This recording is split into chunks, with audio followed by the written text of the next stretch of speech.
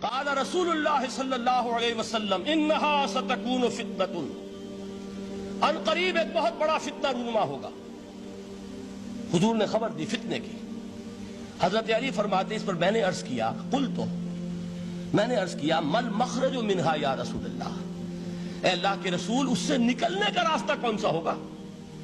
دیکھیے یہ لکھا ہوا ایگزٹ، نکلنے کا راستہ، اور عام طور پر آپ نے دیکھا ہوگا بڑے ہالز میں یہ سرخ روشنی ہوتی ہے، اس میں اس کا اہتمام کیا جاتا ہے کہ اگر خدا نہ خواستہ کوئی حادثہ ہو جائے لوگوں کو معلوم ہو نکلنے کا راستہ کون سا، یہ مخرج ہے۔ حضور نے خبر دی کہ فتنہ ہوگا۔ تو دیکھیے میں ایک بات عرض کیا کرتا ہوں، ذرا توجہ کیجئے، ہمارا حال کیا ہے؟ ہم بڑے ریشنلسٹ قسم کے لوگ ہیں، یہ زمانہ ریشنلزم کا ہے۔ اگر ہم ہوتے تو کیا پوچھتے؟ وہ فتنہ کیا ہوگا، کیوں ہوگا، کہاں سے آئے گا؟ ہمارے سوال یہ ہوتے ہیں، کب آئے گا، کیوں، کہاں، کب، کیسے؟ ان سب کی حیثیت علمی سوالات کی ہے۔ بھائی کب آئے گا ایک علم ہے، کیسے آئے گا علم ہے، کہاں سے آئے گا علم ہے، لیکن اصل جو عملی اعتبار سے اہمیت والی شے ہے، بچاؤ کا راستہ کون سا ہوگا محمد الرسول اللہ، یہ بتائیے ہم۔ مل مخرج منہا یا رسول اللہ، حضرت علی نے یہ نہیں پوچھا فتنہ کیا ہوگا، کہاں سے آئے گا حضور، کیوں آ جائے گا، کب آ جائے گا، نہیں، مل مخرج منہا یا رسول اللہ، اے اللہ کے رسول یہ بتائیے کہ جب وہ فتنہ رونما ہوگا تو نکلنے کا راستہ کون سا ہوگا؟ اس کا جواب ہے، ارشاد فرمایا محمد رسول اللہ نے، کتاب اللہ، اللہ کی کتاب ہے وہ مخرج، یہ کتاب ہے کہ جس کو تھامو گے تو فتنوں سے محفوظ رہو گے۔ اس کے بعد آپ فرماتے ہیں فیہ نبأ ما قبلکم وخبر ما بعدکم وحکم ما بینکم، اس میں تم سے پہلوں کی بھی خبریں موجود ہیں، عاد اور سمود اور قوم نوح اور قوم ہود اور قوم لوط اور قوم صالح اور آل فرعون، یہ کون ہے؟ من قبلکم، تم سے پہلے، وفیہ خبر ما بعدکم، جو کچھ تمہارے بعد ہونے والا ہے اس کی خبریں بھی موجود ہیں، لیکن وہ کیسے ہوں گی؟ وہ بٹوین دی لائنز ہوں گی، وہ بین السطور ہوں گی۔ ان کے لیے انسان کو، آپ کو معلوم ہے کہ عبارت میں سطور ہوتی ہیں اور ایک درمیان میں ہوتا ہے، ان کے کچھ لکھا ہوا نہیں ہوتا۔ You have to read between the lines۔ قرآن میں بعد میں آنے والے حالات بھی درج ہیں، لیکن اس طرح نہیں جیسے کہ پچھلے حالات درج ہیں۔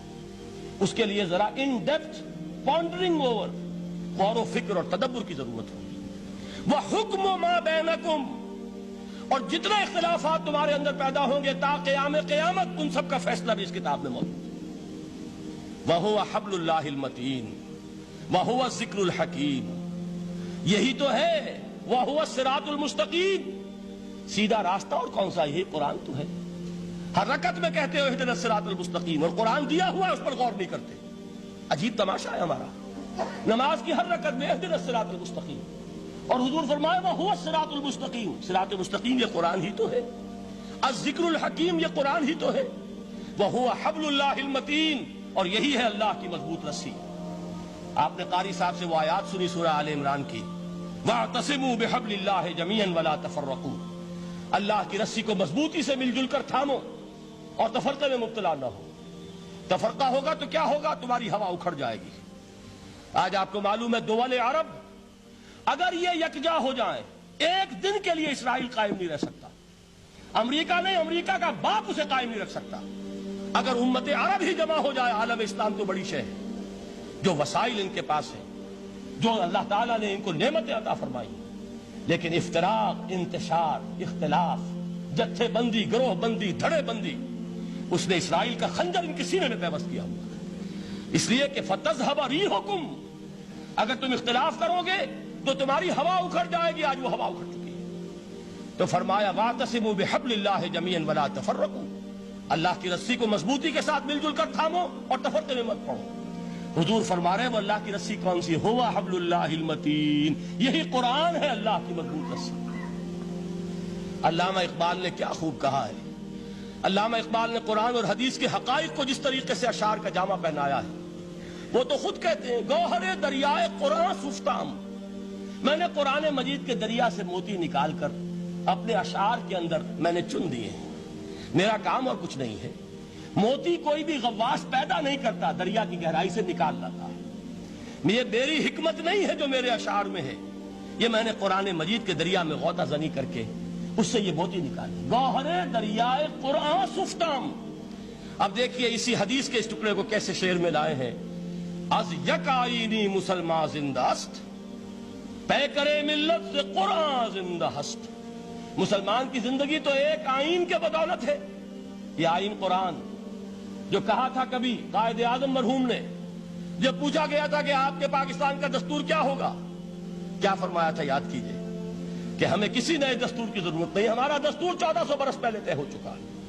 یہ ہماری بدقسمتی ہے جو کچھ کہا تھا قائد اعظم نے کہ God has given us a golden opportunity to prove our worth as architects of a new state, and let it not be said that we didn't prove equal to the task۔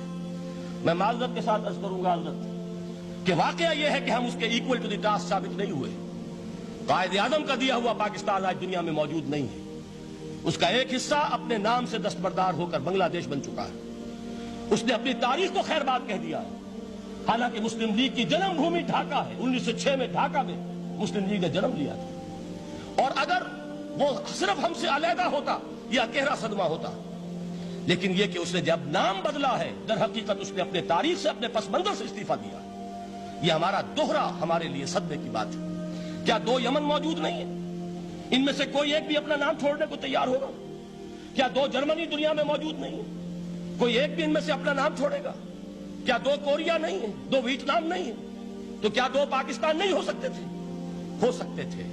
میں یہ کہا کرتا ہوں کہ یہ گہرا صدمہ ہے علیحدگی، اور دوہرا صدمہ ہے، اور اس سے کہیں زیادہ بڑا کہ انہوں نے اپنا نام بدل دیا، اپنی آئیڈینٹی چینج کر دی، انہوں نے وہ نام اپنے ماتھے سے اتار کر خلیج بنگال کے اندر دبو دیا۔ یہ بہت بڑی سزا ہے جو ہمیں ملی ہے۔ کیوں ملی ہے؟ کہ ہم نے 25 برس تک اس قائد جس کو کہا تھا کہ وہ ہمارا آئین ہے، اس کو آئین نہیں بنایا۔ ہم نے دنیا کے سامنے جھولیاں پساری، ہم نے طرح طرح کے نظاموں کو آزمایا، لیکن اس قرآن کی طرف پیش قدمی نہیں کی۔ اللہ تعالیٰ ڈھیل دیتا ہے لیکن سزا بھی بہت سخت ہوتی ہے۔ ان بطش ربک لشدید، وہ ہم پر کوڑا برسا ہے۔ تاریخ انسانی کی عظیم ترین شکستوں میں سے ایک شکست ہے کہ جو ہمارے ماتھے پر کلنک کے ٹیکے کی طرح موجود ہے۔ اللہ کرے کہ آئندہ یہ تاریخ اپنے آپ کو نہ دہرائے، لیکن میں عرض کر دیتا ہوں آپ سے، جو ہمارے لچھن ہیں، جو ہمارا طرز عمل ہے، جو ہمارے لیل و نہار ہیں، جو ہمارا انداز ہے، اللہ کے دین کا استہزاء اور تمسخر، جس طرح اللہ کے ساتھ مذاق ہم کر رہے ہیں، اس کا شاید اس سے بھی کہیں زیادہ برا نتیجہ نکلے۔ اللہ مجھے اور آپ کو اور ارض مقدس پاکستان کو اس انجام سے بچائے، لیکن اس کے لیے کام کرنا ہوگا۔ صرف کہنے سے بات نہیں بنے گی، کمر کشنی ہوگی، ہمت جو ہے پھر انسان کو اثر نو، ایک نئی تعمیر، ایک عزم، ایک ہاتھ میں قرآن اور ایک میں تلوار لے کر یہ امت پھر دوبارہ میدان میں آئے۔ بہرحال عرض یہ کرنا تھا، اقبال کہتا ہے از یک آئینی مسلمان زندہ است، پے کرے ملت سے قرآن زندہ ہست، ماں ہما خاک و دل آگاہ اوست، اعتصامش کن کہ حبل اللہ اوست۔ تامو اس کو مضبوطی کے ساتھ، حبل اللہ یہی قرآن ہے۔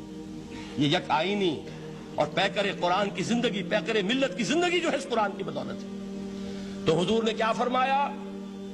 فتنے سے بچنے کا راستہ کون سا ہے؟